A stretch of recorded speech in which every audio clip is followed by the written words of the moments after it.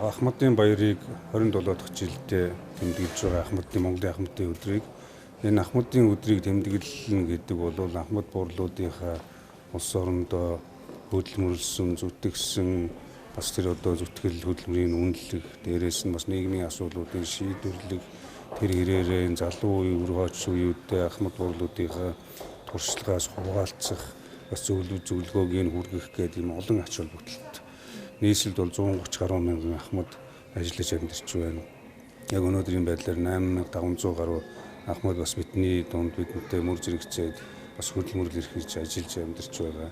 Цаашдаа бол энэ Ахмадуудынхаа бас энэ амьдралын туршлага, за тэгээд энэ зөв хандлага, нөгөө ухааны хувь сэтгэлийн хат гэдэг олон зүйлүүдээс манай залуу үеийнхэн суралцах зайлшгүй шаардлага байна. Ялангуяа төрийн албанд бол бас энэ Ахмад залуу үе, тэгээд дунд үе гэдэг энэ бүх энэ алтан хэлхээ холбоо гэж ярьдаг энийг хадгалж явж байж нийгэм залуу их зөв төлөвшин, зөв хүмүүжин, тэгээд тэр хэрээрээ бас нийгмийн өөрчлөлтийн үед бол бас их зөв иргэн төлөвших, зөв боловсон хүчин чадварчих энэ тал дээр бол Ахмадынхаа оролцоог хангах ёстой гэж бодож байгаа. Бид чинь нөгөө Ахмад буурлууд гэдэг тэтгэврт гарах нас нь боллоо гэхээр тэтгэвртээ гаргаад гаргацдаг.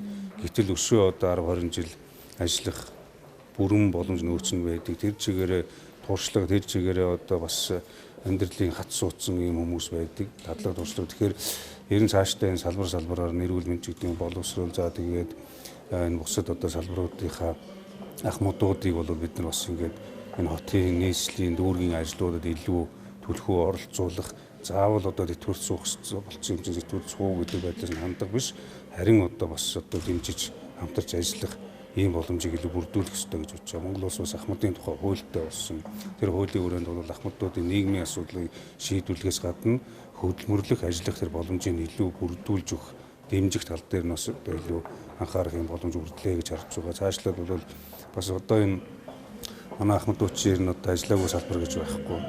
Өнөөгийн бидний ажиллаж амьдарч байгаа нийгмийн гол үндэс суурийг тавьсан Ахмадуудын мань хүч хөдөлмөр зүтгэлээр энэ нийгмийн үдий зэрэгцээ хөгжиж байгаа. Дээрээс нь эн чин хичээл зүтгэл хөдөлмөр бүтээл хүнийг амжилтанд хүргэдэг, нийгмийн хөгжилд хүргэдэг гэдгийн жишээг харуулж байгаа энэ Ахмадуудаас бас суралцах асуудлууд байна. Тэрний зэрэгцээ энэ хүмүүсийг бас улсдаа зориулсан хүч хөдөлмөрийг бид нар үнэлэх болсон гэж бодож байгаа. Яг тийм бол Ахмадуудын тэтгэвэр бол 200-300 мянган төгрөг энэ нийгмийн хэрэгцээ шаардлагыг хангахгүй байна. Тэгэхээр Ахмадуудынхаа цөөхөн хэдэн Ахмадуудынхаа энэ цалин тэтгэмжийг нэмэх, за бусад асуудлууд, байр орон сууцны асуудлуудыг шийдвэрлэх гэдэг олон зүйлүүд байгаа. Нийслэл өөрөөсөө шалтгаалсан бас асуудлууд дээр анхаарч энэ орон сууцны хөдөлмөрт Ахмадуудаа илүү өргөн оролцуулах юм бас бодлогыг барьж ажиллаж байгаа гэж хэлж байна.